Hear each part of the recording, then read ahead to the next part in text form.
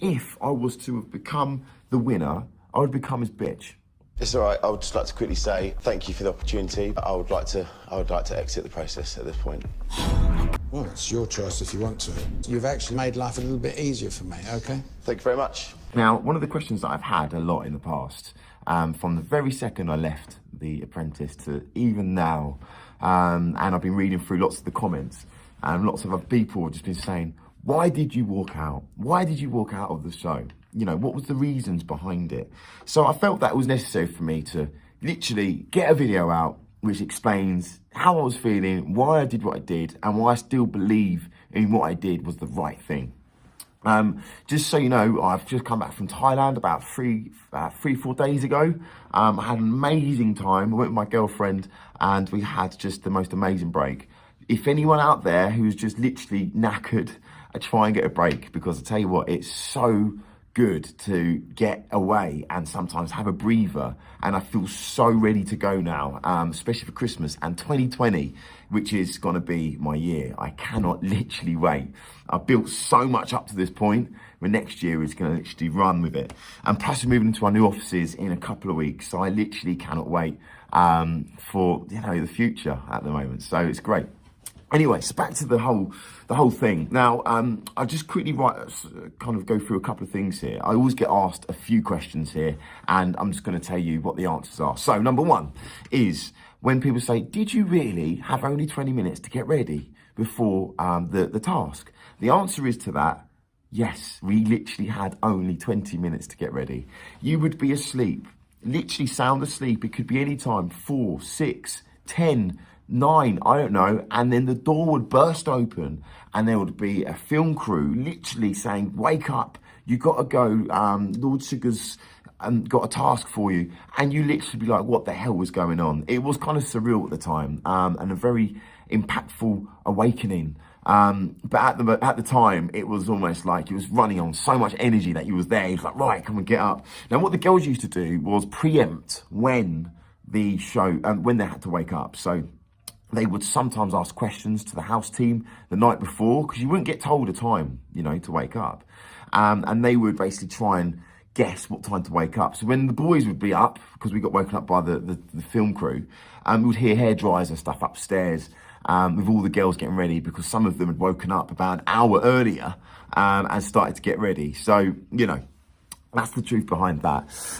The second one was, you know, what's it like to be in the boardroom? And I tell you what, this was one of the most surreal moments I've ever had in my life. As you, the viewers of the show, and me before going on the show, you know, watching it, seeing Lord Sugar come out and stuff, it's just really cool, right? And then when you actually get onto the show for the first time, you're in the boardroom and you see Lord Sugar just walk through the glass screen, and you see him pop through, you just think, Jesus, man, like, this is so weird. Like, I'm actually here with this guy. And then he sits down and he say, hello, Lord Sugar.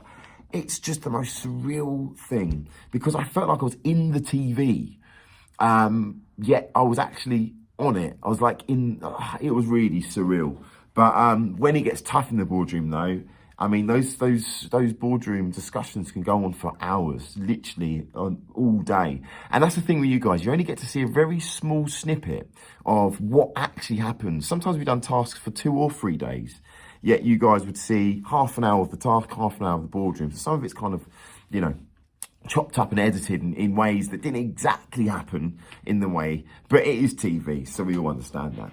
Anyway, so back to the question, why did I leave The Apprentice? Now, here's a couple of things, okay? I went on the show for the sole reason and purpose of getting investment for this idea I had of Payroll Supermarket. I believed in it and I loved it and I loved the show, and I had and I still have so much respect for Lord Sugar, the tycoon of business. So I thought, what's the best thing to do here?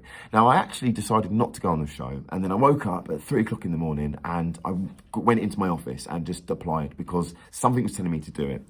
Anyway, so obviously, yeah, the show was reason for me was to get investment, but over time, I worked really hard. I wanted to impress not just Lord Sugar and his aides, but also my guys as well, you know, my fellow contestants. And I had to put a few of them in their place at the start because they used to speak to me as if I was kind of less than them. But anyway, so I worked really hard and I felt like I'd sold loads and I performed very well up until a certain point where it started to kind of wear on me. The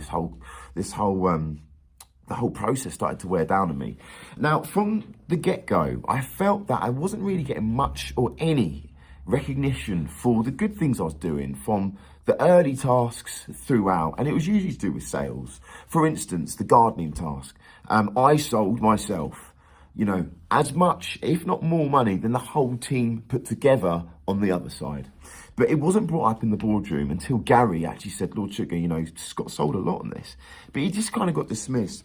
And over time, it started to wear me down a bit. And it does. You literally are on tasks 2 or 3 days, maybe a day's break, another 2 or 3 days.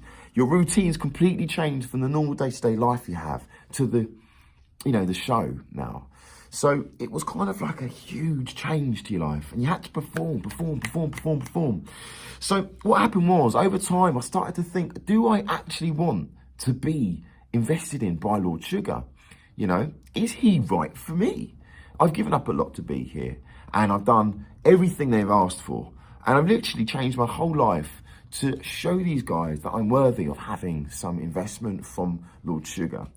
But then you start to realise over time, actually, you know, I haven't even spoken to this guy. Does he even want me to work with him?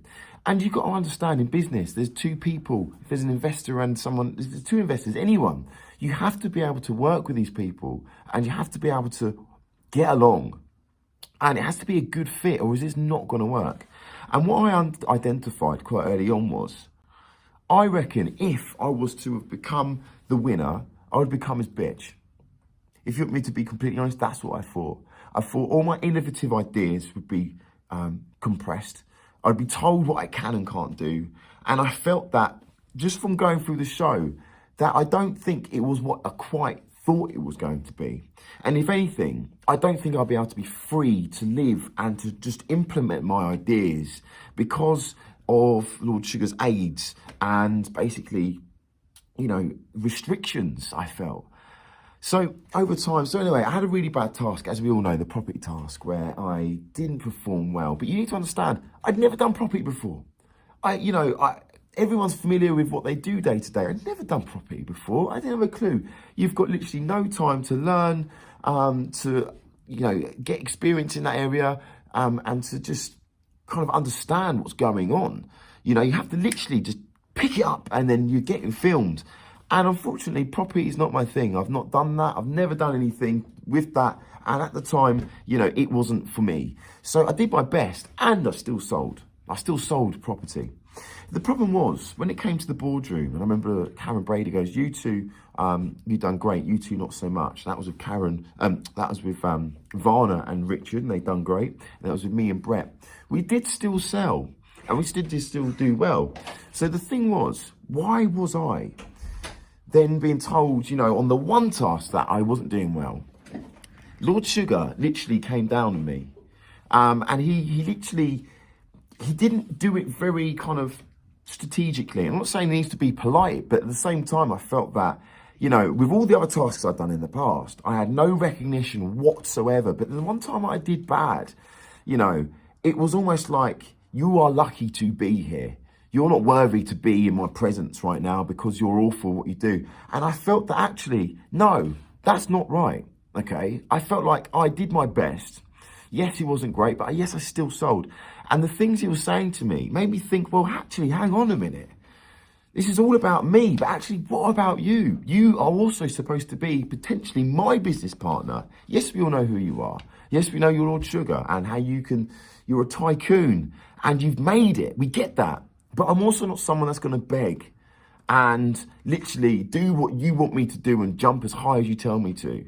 Because at the end of the day, we need to understand one thing. Lord Sugar is just a man, just like me and you. And women. He's just human.